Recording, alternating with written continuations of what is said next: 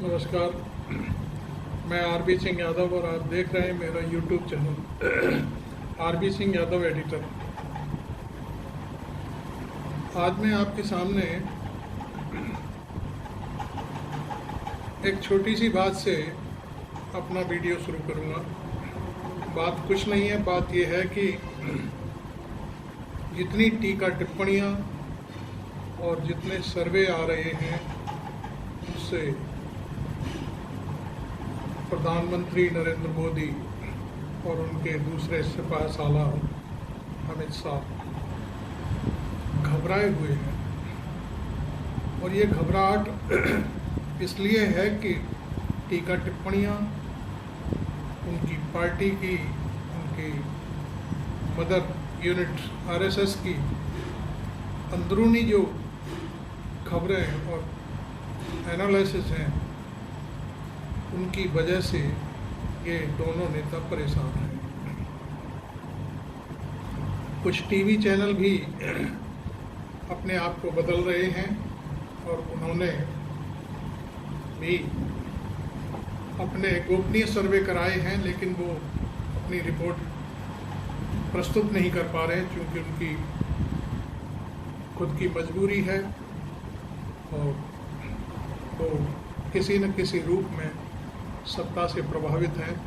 हालांकि अंदरूनी तौर पर एक टीवी चैनल के एक बड़े पत्रकार ने मेरे से बोला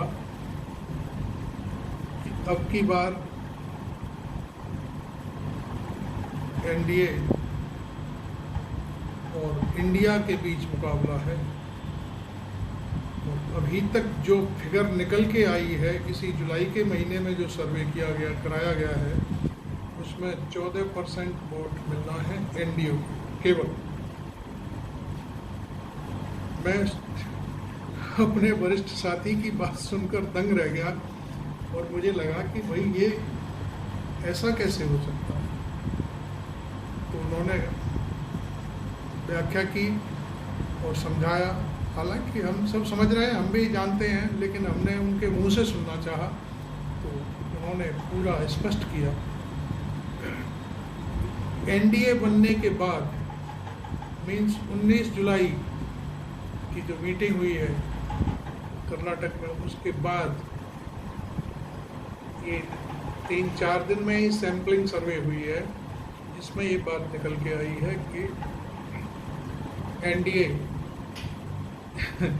जो एक जिले की एक तहसील स्तर की पार्टियां हैं, उनको जोड़कर जो 39 दल इकट्ठे किए गए हैं, उसकी हालत बहुत ख़राब है। वो तो इंडिया का जो जमघट है 26 पार्टियों का, उसको गिनती में नीचे दिखाने के लिए ऐसा किया गया है, वरना कोई मतलब नहीं है। एनडीए क्या है? कुछ नहीं। कोई आने को तैयार नहीं है इनके साथ। 2-3 दल, मैंने पिछले दिनों भी एक वीडियो आपको शेयर किया था, 3 बड़े दलों के जो छत्रप्रहन क्षेत्रीय दलों के नेता हैं, उनसे हाथ मिलाने की कोशिश की गई। उन्होंने अभी तक इनको कोई जवाब नहीं दिया।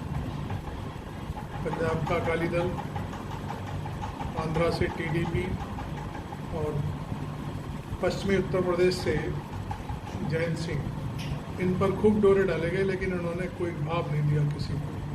खैर, वो अलग बात है, भाव दें भी तो क्यों दें। अब एक मुद्दा है जो चर्चा है। चर्चा ये है कि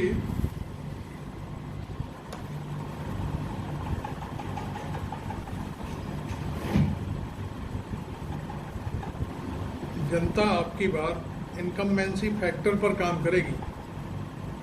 अब हिंदू मुस्लिम का कोई चक्कर नहीं चलने वाला।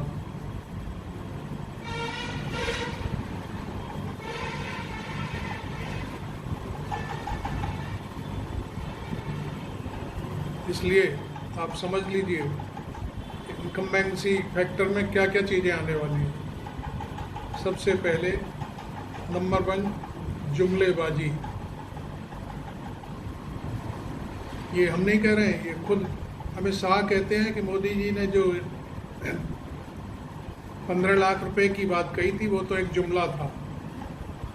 जनता अब समझ चुकी है कि ये जुमलेबाजी करते हैं। दूसरी बात, 2014 में इन्होंने कहा था कि किसानों की आय दुगनी कर देंगे। किसानों की आय दुगनी करना तो दूर, किसानों की पिटाई भी हुई, धरने देने पड़े, बहुत सारी चीज़ें हुई। 1 साल तक धरने पर बैठे रहे लोग, उनकी ज़मीनें छीनने की तैयारी कर ली गई, अडानी को देने की तैयारी कर ली गई, लेकिन हुआ कुछ नहीं। किसानों की आय दुगनी करने के चक्कर में एक महिला छत्तीसगढ़ की थी कि यानी मध्य प्रदेश की थी, उसके एक भाषण दिलवाया गया कि मेरी आय दुगनी हो गई। बाद में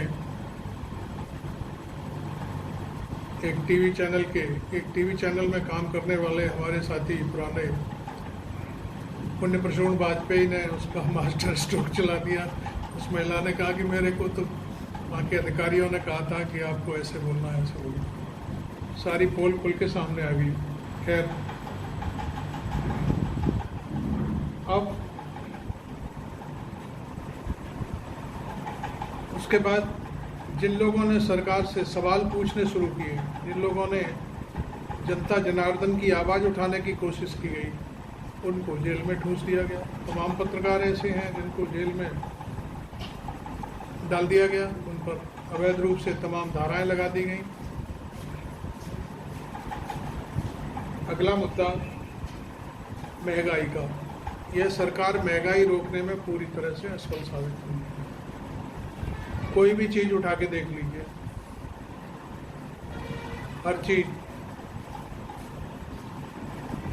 सामान कम हो गया है, कीमत वही है।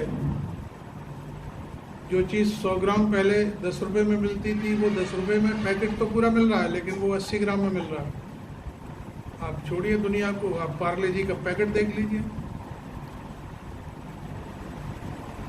5 रुपये का पैकेट आता था, अब उसमें 5 बिस्कुट निकलते हैं, पहले 10 बिस्कुट निकलते थे। हो गया 50% लॉस।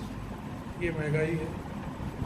खैर, दिखाई नहीं देती क्योंकि कुछ लोग अभी भी अंधभक्त बने हुए हैं। उन्हें तो लगता है कि पेट्रोल चाहे 500 रुपये लीटर हो जाए, फिर भी वोट तो मोदी को ही देंगे। खैर, जो भी है वो उनकी अपनी राय है, अपना विचार है। और बेरोजगारी, मेरे पत्रकार साथी ने कहा था कि ये इनकम्बेंसी फैक्टर पर अब की बार चुनाव होगा। बेरोजगारी बहुत ज़बरदस्त है देश में, और बेरोजगारी किसी भी सूरत में इनको माफ़ नहीं करेगी।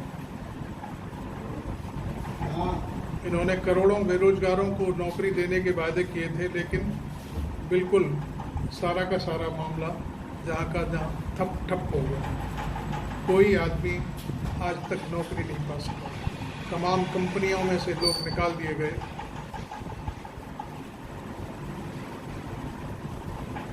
अब की बार ये बातें उठेंगी और इसी बात पर वोटिंग होगी। अब ताज़ा मुद्दा महिलाओं की सुरक्षा का मामला है। तो कुछ दिन पहले महिला पहलवानों का क्या हाल हुआ, नई संसद के उद्घाटन वाले दिन इस देश ने देखा। मैं उस पर ज़्यादा चर्चा नहीं करूँगा, लेकिन देश ने देखा, शायद मोदी जी ने नहीं देखा या अमित शाह साहब ने नहीं देखा, क्योंकि वो देखना ही नहीं चाहते थे। उन्हें तो एक सांसद ब्रजभूषण शरण सिंह ही दिखाई दे रहा था, महिला पहलवान उन्हें नहीं दिखाई दे रही थी। खैर, वो इस समय मामला कोर्ट में है और हमें उस पर ज़्यादा चर्चा करने की ज़रूरत भी नहीं है। अब बात आती है मणिपुर की। मणिपुर पिछले 3.5-4 महीने से जल रहा है। 3 मई से पहली घटना की शुरुआत हुई। उसके बाद जो वीडियो सामने आया, जिसको चीफ जस्टिस ऑफ इंडिया ने देखा, वह वीडियो देख करके मैंने भी देखा, उसे मेरी रूह कांप गई कि आज हैवानियत किस तरह से देश में व्याप्त हो चुकी है और उसको वहाँ के एक बड़ी आबादी वाले सत्ताधारी नेता का पूरा प्रोटेक्शन है। पुलिस उनका साथ देती है जो बदमाशी कर रहे हैं, गुंडे हैं।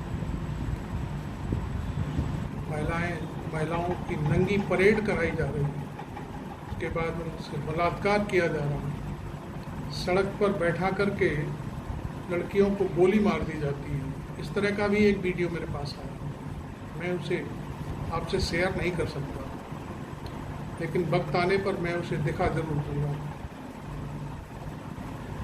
आज हालात ऐसे हैं, मोदी जी 27 सेकंड बोल करके उस पर पानी डालने की कोशिश तो कर गए, लेकिन साथ में छत्तीसगढ़ और राजस्थान भी जोड़ गए। अरे भाई, चीफ जस्टिस ऑफ इंडिया ने आपको कहा है, आपकी सरकार को कहा है कि सरकार कुछ नहीं करेगी तो हमको दखल देना पड़ेगा। आप कैमरे पर आए तो सही, आपने मणिपुर का नाम भी लिया, लेकिन बीच में अपनी पॉलिटिक्स भी उछेड़ दिया। राजस्थान और छत्तीसगढ़ में सारे पूरे देश के चीफ मिनिस्टर क्या कर रहे हैं। अरे भाई, आपसे जिस बात का जवाब प्रश्न किया गया है उसका जवाब दीजिए, इधर उधर की बातों में क्या रखा। और आपके भाषण के बाद तो फिर लगातार लाइन लग गई लोगों की। आपके मंत्री स्मृति ईरानी, एक मिस्टर ठाकुर हैं कोई हिमाचल के, जो अपना हिमाचल ही हार आए हैं पिछले चुनाव में कांग्रेस से, वो बड़बोले बने हुए हैं, वो जाने क्या क्या बोल रहे हैं।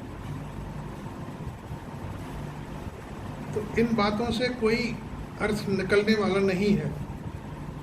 इसलिए जो सर्वे आ रहा है, मोदी जी और शाह साहब तो समझ रहे हैं कि हम ही सब कुछ हैं, लेकिन जनता का दिमाग और दिल कहाँ घूम रहा है शायद उनको पता नहीं।